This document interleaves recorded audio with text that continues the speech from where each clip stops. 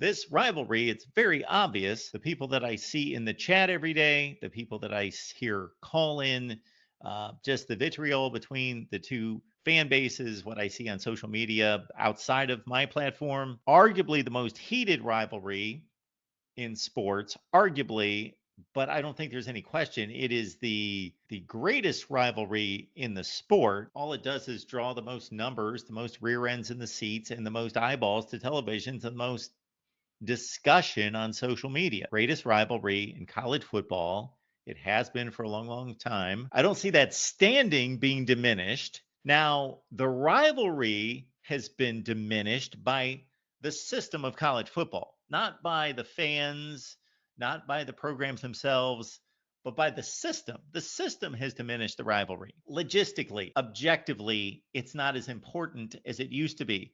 Now, I'm not making a judgment call on any particular person who wants to put just as much, if not more importance in it. That's up to you personally.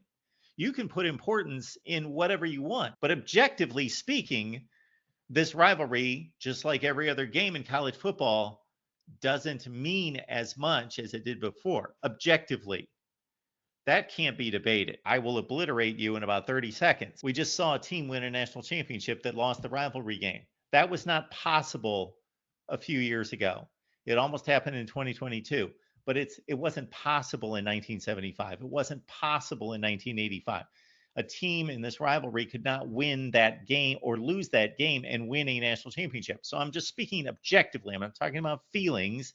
Objectively, the rivalry has taken a downfall, just like every other rivalry has. Every other game in the sport is not as meaningful if you're talking about one specific matchup that we can name.